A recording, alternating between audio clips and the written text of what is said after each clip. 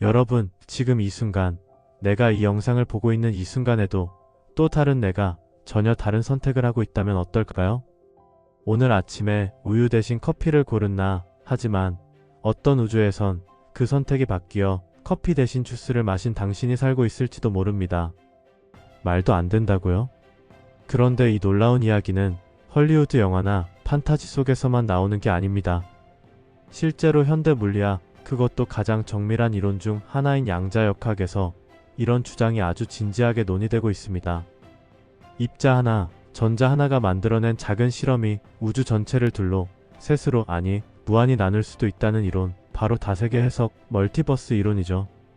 오늘은 양자 세계에서 시작된 이 이론이 어떻게 현실 우주를 무한히 갈라놓을 수 있다고 말하는지, 그리고 과학자들은 왜 이 말도 안 되는 이론을 지금도 연구하고 있는지를 함께 살펴보겠습니다. 양자역학의 시작을 알리는 전설적인 실험, 바로 이중 슬릿 실험입니다. 실험은 아주 단순했어요. 전자를 아주 얇은 두 개의 틈, 슬릿 사이로 하나씩 쏘고 그 뒤에 있는 스크린의 전자가 어디에 도착하는지 관측하는 것이죠. 입자라면 두 개의 구멍 중 하나를 지나 스크린에 두 줄의 자국이 남아야 했습니다. 그런데 전자는 입자이면서도 동시에 파동처럼 행동했습니다. 스크린에는 두 줄이 아니라 밝고 어두운 줄이 반복되는 간섭 무늬가 나타났죠. 전자가 동시에 두 구멍을 지난 걸까? 그래서 실험을 조금 바꿔봤습니다. 이번엔 전자가 어느 슬릿을 통과하는지 직접 관측해 본 거예요. 그리고 그 순간 파동처럼 퍼지던 전자의 움직임은 사라지고 결과는 딱 두 줄 입자처럼만 행동하기 시작했죠.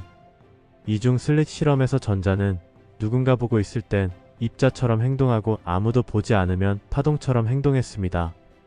그 기묘한 이중성은 과학자들을 충격에 빠뜨렸습니다. 측정되지 않은 상태에서는 여러 가능성이 겹쳐 존재하고 관측하는 순간 하나의 결과로 확정된다는 것. 이 개념은 양자역학에서 가장 중요한 법칙 중 하나가 되었고 우리 현실에 대한 전혀 새로운 해석을 열어주었습니다. 이중 슬릿 실험은 우리에게 말합니다. 입자는 여러 가능성으로 퍼져 있다가 우리가 관측하는 순간 단 하나의 결과로 결정된다. 그렇다면 질문이 생기죠. 그 수많은 가능성들은 관측 순간 정말로 사라지는 걸까요? 1950년대 미국의 젊은 물리학자 휴 에버렛은 여기서 놀라운 가설을 제시합니다. 아니요, 사라지지 않습니다. 그 모든 가능성은 각각 다른 우주에서 실제로 일어난다고 본다면 어떨까요? 이게 바로 다세계 해석입니다. 예를 들어보겠습니다. 이중 슬릿 실험에서 전자가 왼쪽 슬릿을 지나는 우주와 오른쪽 슬릿을 지나는 우주는 모두 동시에 존재합니다. 우리가 지금 보는 건 그 중 하나의 우주에 우연히 들어온 결과일 뿐, 우주는 선택될 때마다 갈라진다는 겁니다. 하나였던 세계는 매 관측마다 왼쪽의 우주와 오른쪽의 우주로 나뉘고 그 둘은 각자의 시간과 사건을 가지고 영원히 분리된 현실로 흘러간다는 것이죠. 이 해석의 핵심은 단순합니다. 모든 가능한 결과는 각각의 세계에서 실제로 일어난다는 것이죠. 말도 안 되는 이야기처럼 들리죠. 하지만 이 다세계 해석은 양자역학의 수학적 구조를 그대로 유지하면서 이론적으로는 측정 문제의 딜레마를 가장 깔끔하게 해결합니다. 물론 이 가설엔 엄청난 논쟁이 뒤따랐습니다. 그럼 우주는 도대체 몇 개나 존재하는 걸까? 이렇게 갈라지는 게 물리적으로 말이 되는 걸까? 이렇게 생겨나는 우주들을 우리가 어떻게 관측할 수 있지? 다세계 해석은 과학자들에게 놀라운 상상력을 안겨주는 동시에 현실성에 대한 수많은 의문을 던진 이론이 되었죠. 그렇다면 이 상상 같은 이론이 어떻게 현대 물리학자들의 지지를 받게 되었는지, 그리고 그 논쟁의 핵심은 어디에 있는지 이제 그 이야기로 넘어가 보겠습니다. 양자역학에는 두 가지 대표적인 해석 방식이 있습니다. 첫 번째는 우리가 지금까지 가장 널리 배워온 방식, 바로 코펜하겐 해석입니다.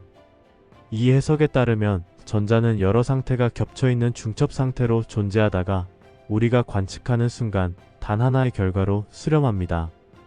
우리가 보고 측정하는 순간 그 많은 가능성은 하나만 남고 나머지는 사라진다는 설명이죠. 관측 전까지는 현실이 정해지지 않았고 관측이 현실을 만들어낸다는 꽤 철학적인 설명이기도 합니다. 하지만 문제는 왜 관측이라는 행위가 갑자기 그렇게 강력한 영향을 미치느냐는 겁니다. 측정 이전과 이후의 물리법칙이 달라지는 것처럼 보이기 때문입니다.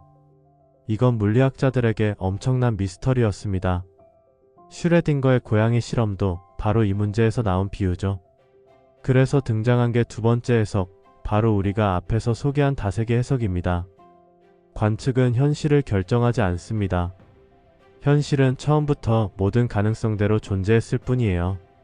관측을 하면 세계가 하나로 줄어드는 게 아니라 우리가 속한 하나의 우주만 체험하게 되는 것일 뿐이고, 그 외의 가능성은 다른 세계에서 여전히 펼쳐지고 있다는 것이죠. 코펜하겐 해석은 현실은 선택되고 나머지는 사라진다고 말하고, 다세계 해석은 모든 현실은 동시에 일어나며 각자 갈라져 나간다고 말합니다. 둘 다 양자역학의 수학적 계산은 완벽하게 설명하지만 현실을 어떻게 이해할 것인가에 대한 관점은 완전히 다릅니다. 그래서 물리학자들 사이에서도 이 두 해석은 지금까지도 치열하게 논쟁되고 있습니다. 그런데 흥미로운 건 다세계 해석이 점점 더 많은 과학자들의 지지를 얻고 있다는 사실입니다. 다세계 해석은 매력적인 아이디어입니다. 모든 가능성이 실제로 일어난다. 얼핏 들으면 멋지고 모든 불확실성을 해결하는 것처럼 보이기까지 합니다. 하지만 이 이론에도 해결되지 않은 크고 작은 의문들이 있습니다.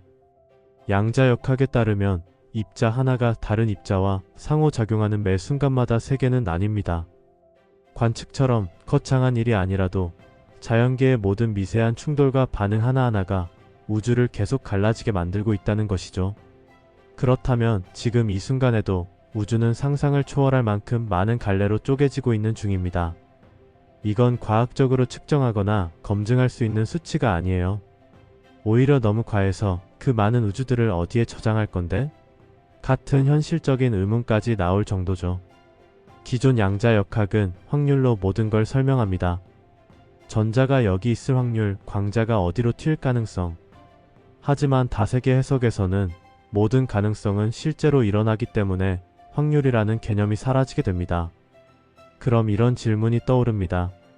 이미 다 일어나는 거라면 확률은 왜 필요한가요?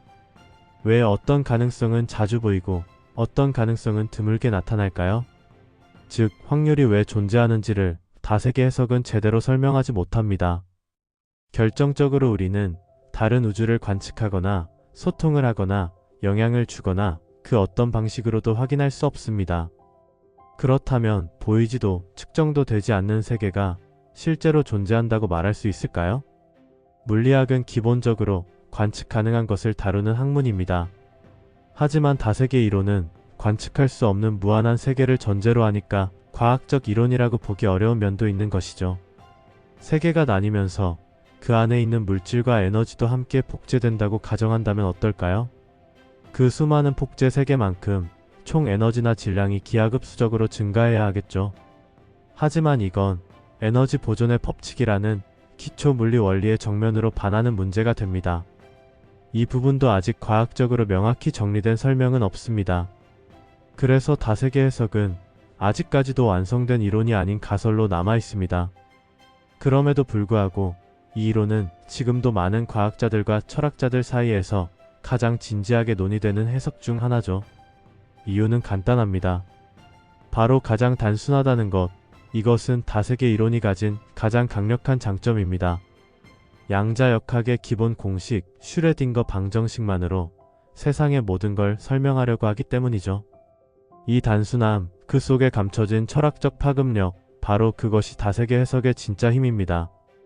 양자역학이 말하는 다세계 해석, 그건 단순한 과학적 추측을 넘어서 우리에겐 엄청난 상상력과 질문을 안겨줍니다.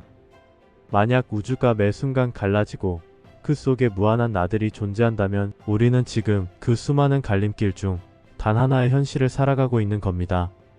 그건 우연일까요? 아니면 어떤 필연의 결과일까요? 당신이 오늘 내린 아주 사소한 선택, 그 모든 조각들이 수많은 우주의 형태를 바꾸고 있다면 지금 이 순간의 나는 그 무한한 가능성 속에서 단 하나뿐인 존재일지도 모릅니다.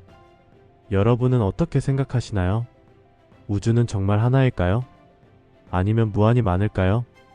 그리고 그 안에 있는 나는 정말 나 하나뿐일까요? 여러분의 생각을 댓글로 남겨주세요. 오늘 영상이 흥미로우셨다면 구독, 좋아요, 알림 설정 부탁드립니다. 여러분의 구독과 댓글이 저에게는 큰 힘이 됩니다. 시청해주셔서 감사합니다.